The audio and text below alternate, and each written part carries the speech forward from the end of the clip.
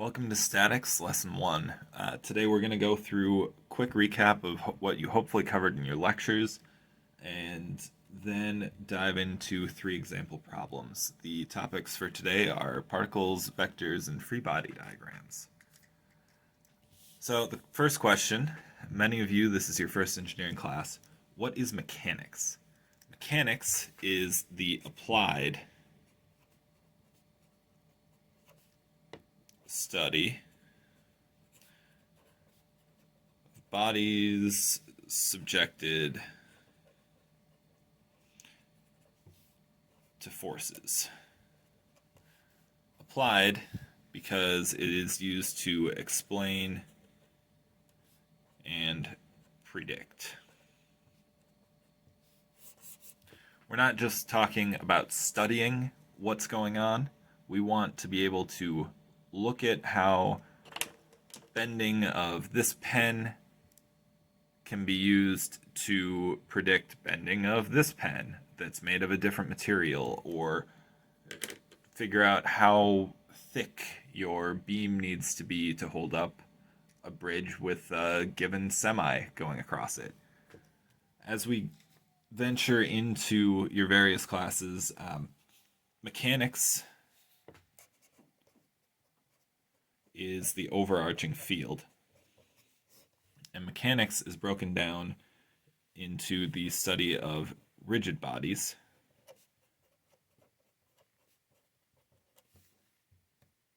deformable bodies,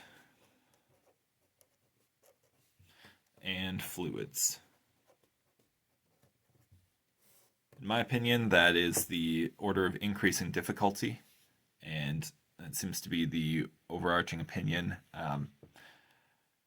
Rigid bodies is where we start. We're, in this course, entirely concerned with bodies that are not deforming. They are assumed to be infinitely rigid. So you'll hear things like the area of contact doesn't matter for friction. Well, any avid car guy can tell you that that is not necessarily the case when it comes to car tires. But car tires are not rigid. They are rubber, which deforms to grip the road. Within rigid body mechanics, you have statics, this class, and you have dynamics. Oop, there's a scene there. In statics, we are dealing with bodies under zero net acceleration. So that is bodies that are either under a constant speed, not speeding up or slowing down, or bodies that are at rest. In dynamics, you introduce inertial forces,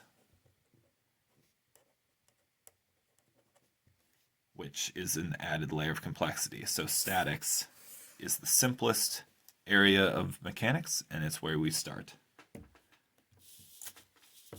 Grab a fresh sheet here. Statics is based on just a few fundamental principles. The big 3 things here that feed in are the parallelogram. See if I can spell this correctly.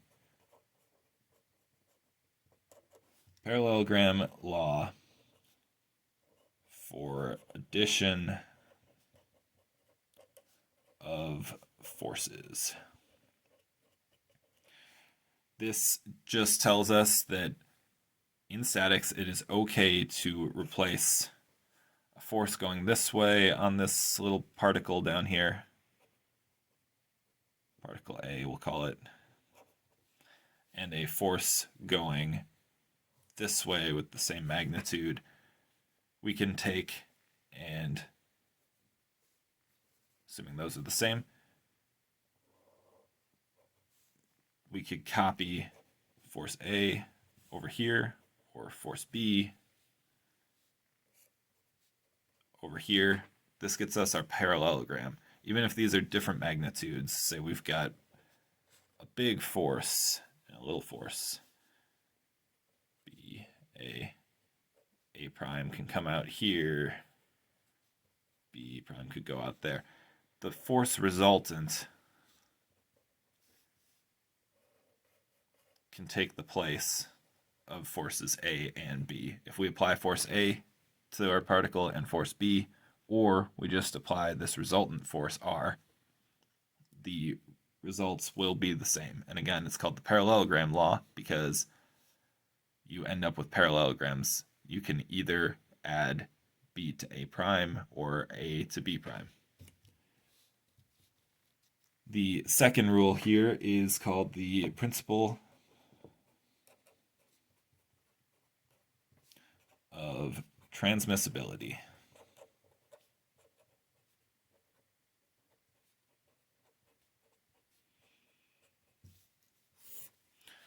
Principle of transmissibility states that if we've got a really poorly drawn car here that is assumed to be a rigid body, if I've got a line of action of my force going on here, and I push with force F back here, or I pull with force F over here, the results on this rigid body with the force along the same line of action will be the same. Now, that's not telling us that I can pull up here with force F, because now you're starting to deal with overturning moments, things that we'll get into a little bit later. But if you have a center of gravity down here, right in line with this force, you're not trying to make this car tip over if all the mass is down here because your engine's down here and this is lightweight stuff. But now you start pulling on the roof of your car and there's a tendency to tip the whole car over. So principle of transmissibility only applies along the same line of action. Now the last thing, the last major overarching principle that we've got here, it's actually three, and they're Newton's. Newton's three laws.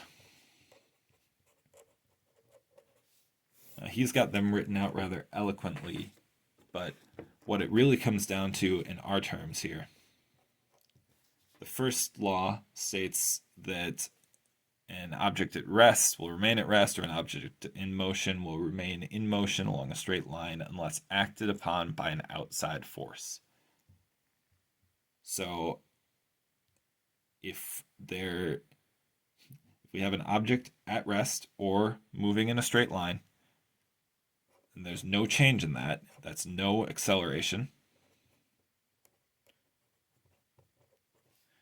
so long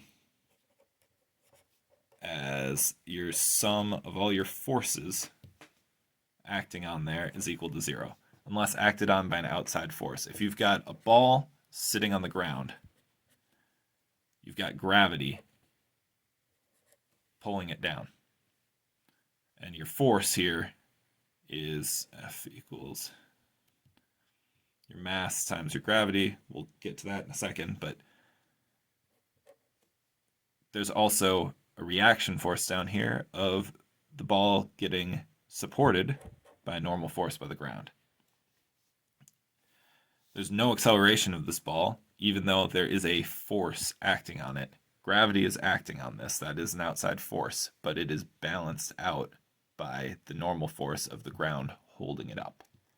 So sum of the forces, all the forces added up, has to equal zero if your object is at rest or moving in a straight line. Newton's second law tells us that force is equal to mass times acceleration. That is right here. Force from gravity is equal to the mass of our ball times the acceleration due to gravity. Force, gravity. And the third law states that for every action, there's an equal and opposite reaction. So if you have two roller carts with stick people playing stick people patty cake, it doesn't matter whether this person A pushes on person B or person B pushes on person A. They're both going to experience the same force and be pushed equally apart as long as they're the same weight, they're the same friction of their carts here, there's no slope. Every action equal and opposite reaction. All right. Those are the big fundamentals. When it comes to vectors, a vector has a magnitude and direction. So 5 is not a vector. 5 is a scalar. 5 pounds is a scalar. 5 pounds of force to the right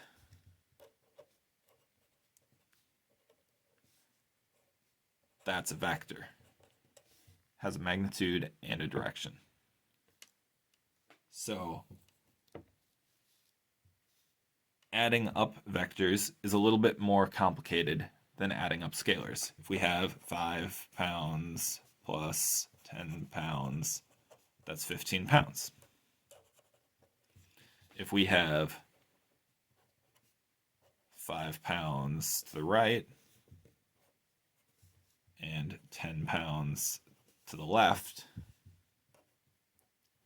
the little arrow over the top indicates that this is a vector. Sometimes in textbooks, they'll bold the names of vectors, but it's kind of hard to do that by hand, so we'll use the arrow notation. A plus B is actually going to equal 5 pounds to the left.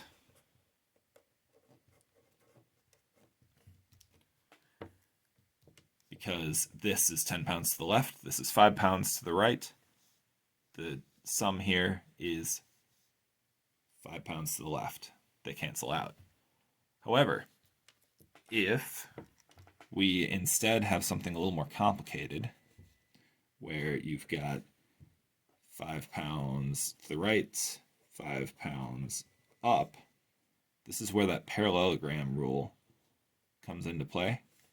You can add tip to tail to graphically solve for any vector, and we'll pick right back up.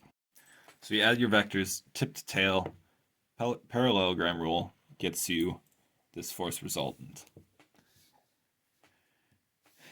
In this case, you don't end up with 5 pounds or 10 pounds. You end up with something resultant along here, and we know that that's 45 degrees. This is a square. This will be 45 degrees. So the magnitude of vector r, absolute value sign or magnitude, is equal to, we can use Pythagorean theorem, or just our knowledge that for any square, x read 2x from geometry, we find that the magnitude of vector r is equal to 5 read 2. That's a little more complicated than just 10 plus 5 or 5 plus 10 up here. Direction matters. Solving graphically is great if you have a ruler, graph paper, a compass, everything to map things over appropriately, or you have a problem expressed graphically. You can, for instance, add up 2, 8, 4. 4 should be a little longer. Again, the perils of not having everything scaled out. You can add these tip to tail any way you like. So 8, 4, 2 gives us our big resultant. 4, 2, 4, 8 will give us the same resultant. Again, it's important to go tip to tail. This is all well and good if you've got graph paper and a steady hand, or you've got a computer program like AutoCAD to work with. If you don't, what becomes much easier is decomposing these into x and y coordinates, something that we're already fairly familiar with. If you have some vector v out here, you've got a coordinate system of x and y, you can take an angle and decompose that into x and y coordinates. In this case, v is equal to v times, and we're just going to use trig here, so cosine on this side, adjacent over hypotenuse, v times magnitude of v times the cosine of alpha, and magnitude of v times the sine of alpha.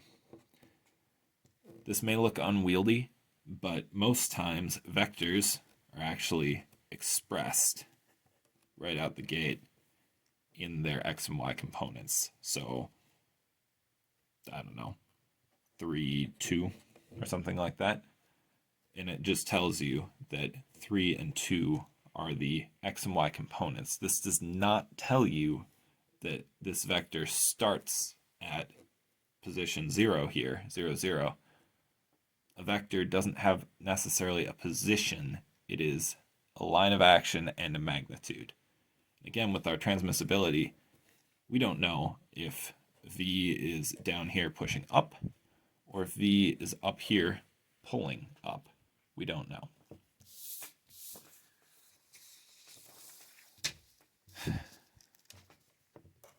Equilibrium.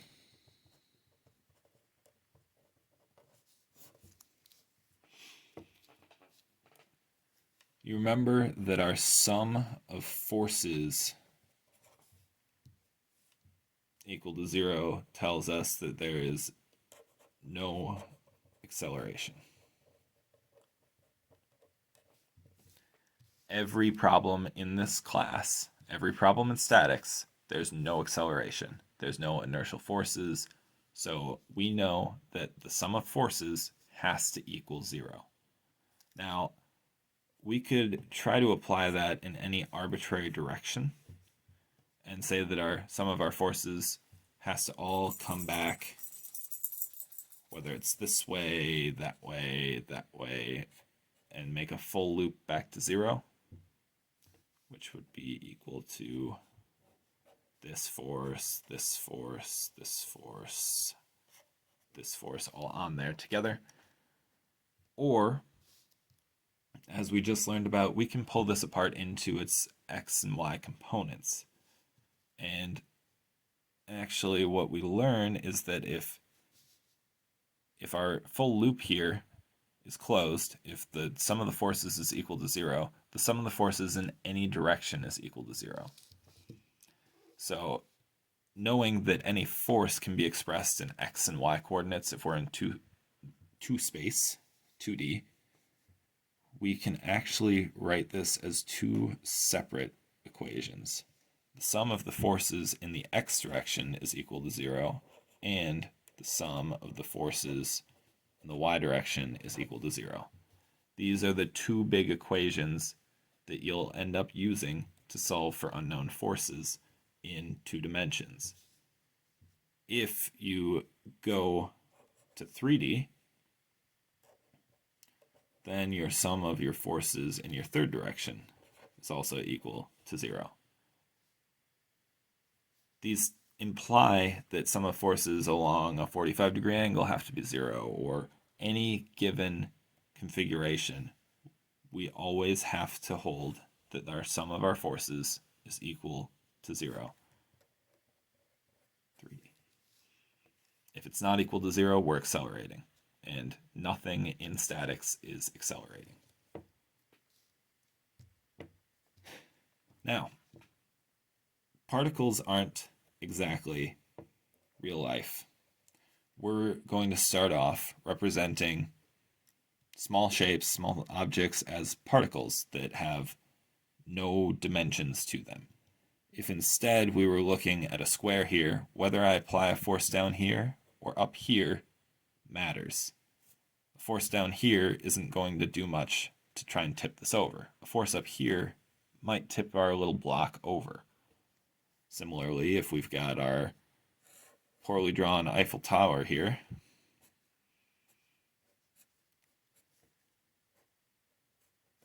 a force near the base doesn't do much. A force up here could tip the whole thing over. So we are not concerned yet with the location of forces. Everything we're doing is around these theoretical particles where location of the force doesn't matter. In a particle, we're only looking at forces in x and y. A particle that's in equilibrium meets these conditions. Now, if we want to, say, look at a real system where we've got several forces acting on one location, say we've got a kite. Our little kite is up here, poorly drawn as usual. This kite has some lift force from the air. There's some drag from the air currents blowing by. And there's some tension here. The first step in almost any statics problem is trying to draw this as something that we can understand more easily. We call it a free body diagram. Free body diagram, the only body present is the one that we're interested in. In this case, we don't care about the string. We're just interested in the kite and the forces on the kite. So we can illustrate our kite with our drag, lift, and tension. And if we somehow had little gauges on here that told us that the lift was equal to 10, the drag was equal to 5, whatever units you want to deal with, and we knew this angle here, we could go through and solve for the magnitude of t. Until you cut this string and isolate that force, we can't tell you anything about that system because this string is tied into a person, which is tied into, and it goes on and on. Similarly, if we're looking at a floor in a building,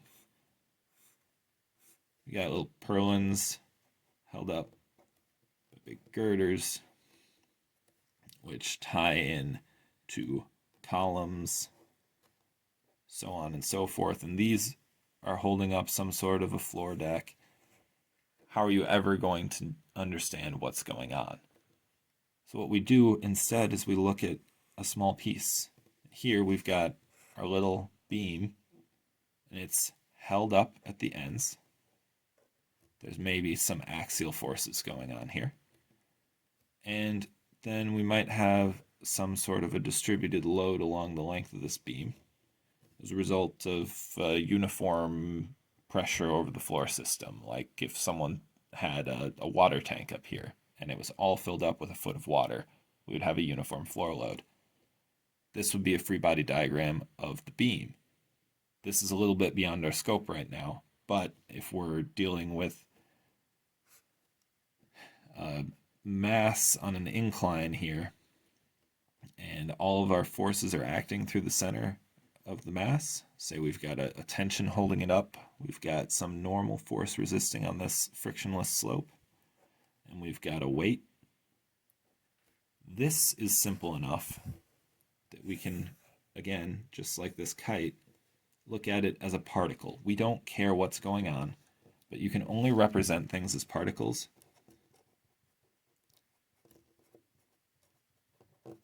if all forces through the center of gravity, which we also call the centroid of the object. If they're not going through the centroid, it gets more complicated. You end up with tipping actions and things like that. We're only concerned with rigid bodies with forces going through the centroids right now. Stepping into some examples here. Example 1, part A, show the graphical addition of vectors A, B, and C. We've got our 3 vectors over here, and we're just going to go part A,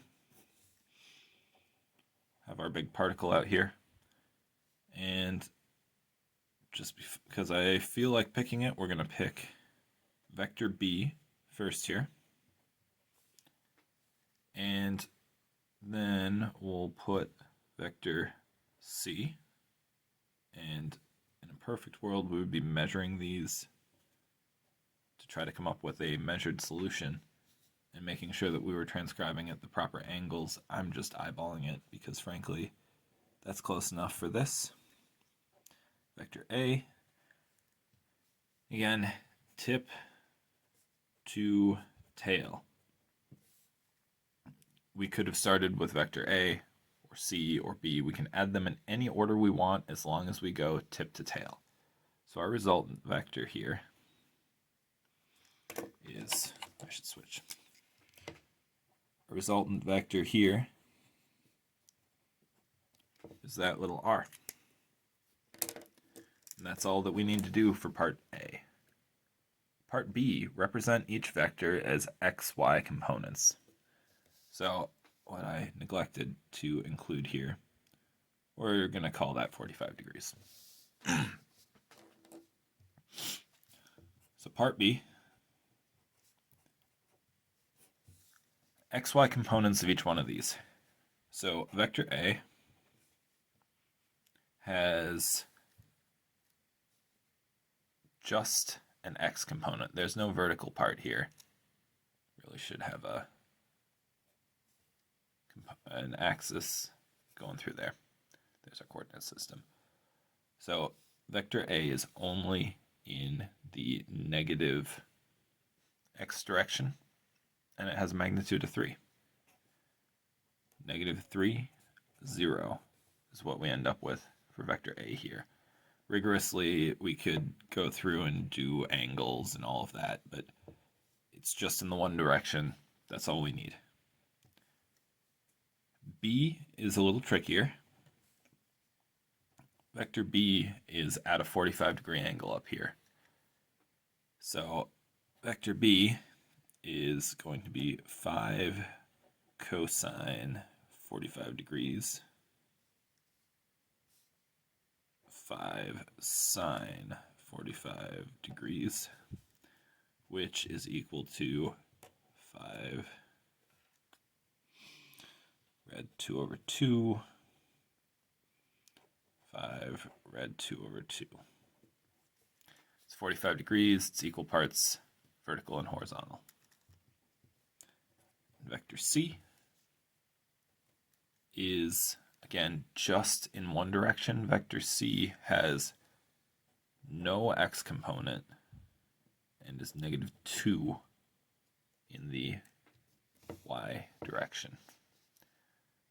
Part C, add the components. So we're adding together and finding our resultant.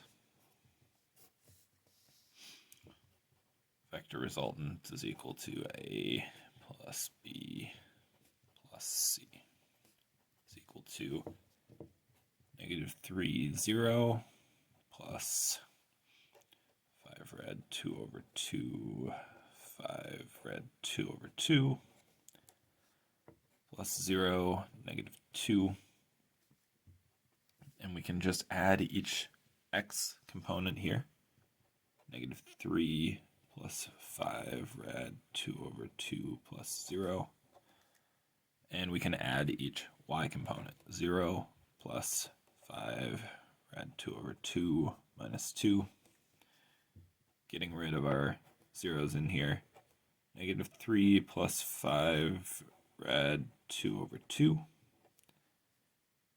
Negative 2 plus 5 rad 2 over 2.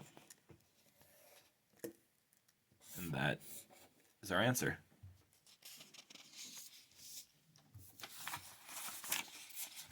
Problem 2 here. All right, problem 2 here. We've got point B, which is kind of not as obvious as I was hoping. Point B is right here. This is our point of interest. This is what we're going to be free body diagramming. Point B represents a frictionless pulley supporting a 50-pound weight that is contained in a frictionless sleeve. That means that this weight can only move up and down. So we're not going to look at this being able to move off to the side and getting any sort of angle in here. This weight is always going to be straight down. Cable with tension T runs from point A through the frictionless pulley and out at an angle alpha. So step 1, part A here, is draw the free body diagram.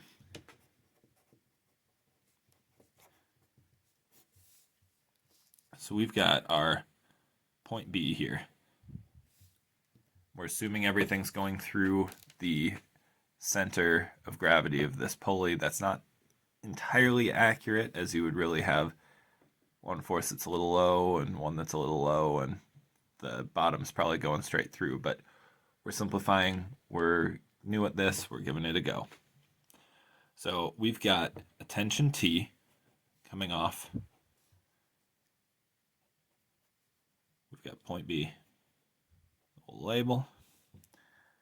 We've got tension T at some angle alpha. We're going to include our coordinate system because coordinate systems are important. And we've got our weight of 50 pounds. And that's it. We've drawn the coordinate system. We've done all of our loads isolated here. We cut through the 3 ropes. And we've got, this is also tension T. As it's going through this frictionless pulley, the same rope will have the same tension T all the way through. And that's fairly accurate even for a pulley with some friction. You're not going to have a ton of losses in a pulley. So part B is at what angle is tension T lowest? And this is actually not something that we're going to go through and calculate, but we'll just talk about it a little bit. You could go through and parameterize and take a derivative and try to find your local minimum. We're not going to do that. We're just going to think conceptually here. 50 pounds is going to be straight up and down the whole time. We need to resist that 50 pounds with a force that is only partially aligned there. So we've got some force here.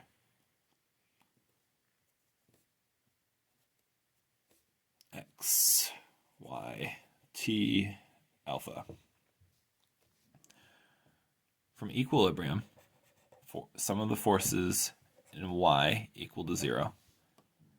We know that our tension here, 50 pounds. We know that this vertical part of our tension has to equal 50 pounds. So we know that 50 pounds has to be equal to T times sine alpha.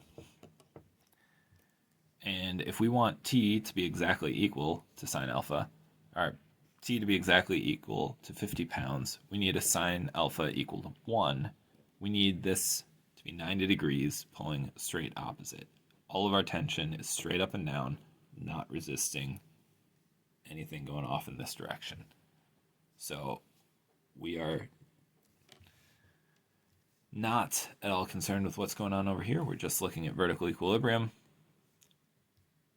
Alpha T min is equal to 90 degrees, so that the sine of alpha is equal to 1. Finally, calculate tension T if alpha equals 30 degrees. Well, we still have our same equation here. So part C. Got our particle, we've got our force over here, we've got our force up, whoop, force going this way, T, 30 degrees. And the same equation matches down here. 50 pounds. 50 pounds is equal to T times sine 30 degrees. So our tension is just 50 pounds divided by sine of 30 degrees. And sine of 30 degrees is 0.5 if my memory serves. Sine helps when you remember your decimal point.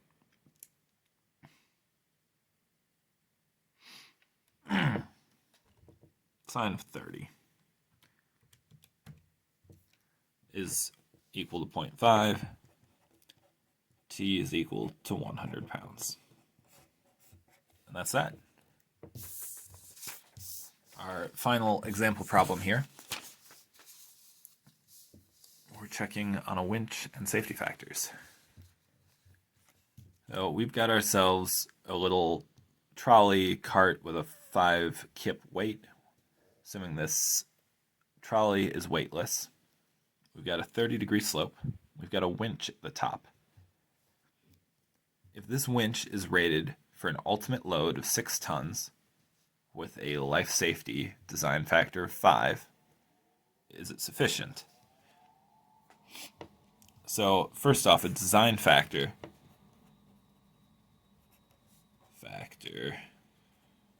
or safety factor equal to 5. When we design a beam or a column or a widget in a machine that has to take a certain load, you don't want to just design it to break at exactly that load. You want the working conditions of that part to be safe for the part. A safety factor is what you divide your strength by or multiply up your load by. So your force applied has to be less than or equal to your strength divided by your safety factor. That is a general rule for any sort of engineering. Depending on what kind of component you're dealing with, this safety factor will differ. In structural engineering, if you have a very sudden, brittle failure mode of a beam, you will have a much more aggressive safety factor, a larger safety factor. If you have something that's going to give a lot of warning before it goes, like a concrete beam that's going to sag and crack and sag and crack and sag and crack, and give people warning so that they know that something's wrong and they can get out of the way before anything goes wrong, or ideally unload the building a little bit, then you'll have less of a steep safety factor. Safety factor of 5 is very common for life safety harnesses on OSHA regulated job sites or lifting large loads overhead. Safety factor of 5 is common. Safety factor of 3 is a little more common in mechanical design. And in that safety factor, you've got uncertainty in the actual construction. You've got your dimensional tolerances and whatnot. Uncertainty in the material strengths, uncertainty in the load itself, and maybe there's some impact or whatever. You're rolling it all up in a safety factor. So here, we need to find our force applied and compare it to our strength, our rated ultimate load, divided by our safety factor. Our strength is equal to 6 tons, or 12,000 pounds. Then we're going to divide by our safety factor of 5. So that gives us 2,400 pounds working load.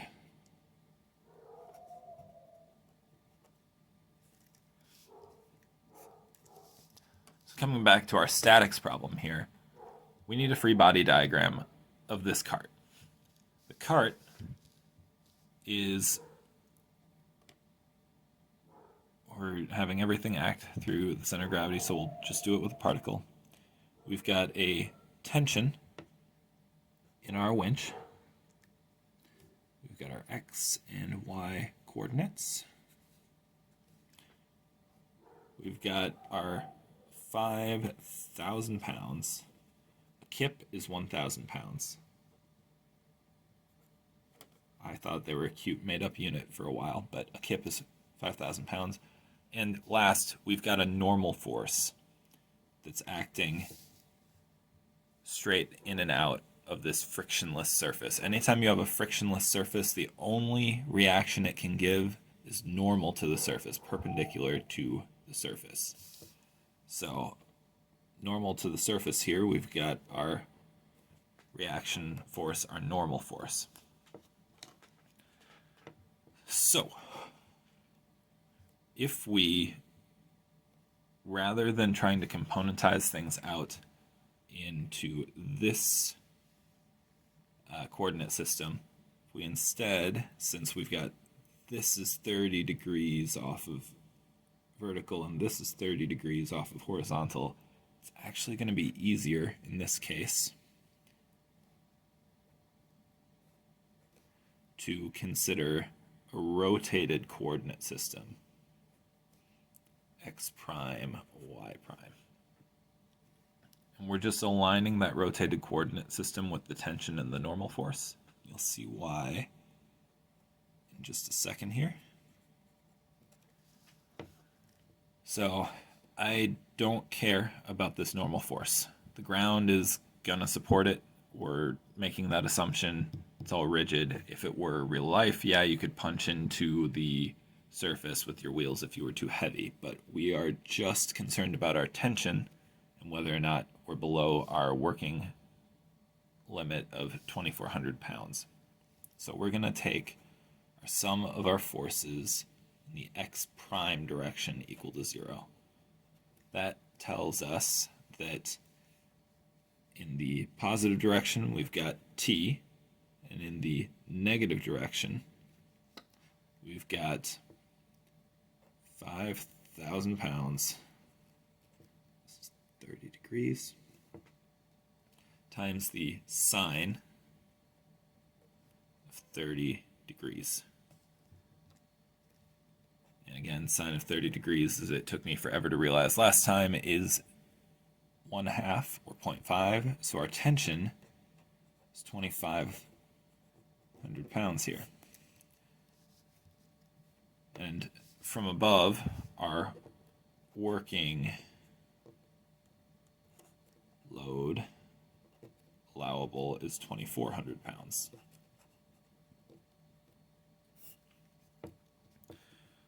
No, not okay with safety factor equal to 5. So if this were a job site, an overhead lift, this would not be okay. If instead we were looking at typical mechanical component design with a safety factor of 3, then we would be all right to use this. And a lot of times that safety factor comes from your manufacturer or it's an industry specified thing. In this case, we've been told we're working with life safety, so maybe we've got some workers digging holding a shovel a pretty interesting way here, but maybe our workers are digging a hole down here. They can't be there while we're lowering this trolley down. And that's that.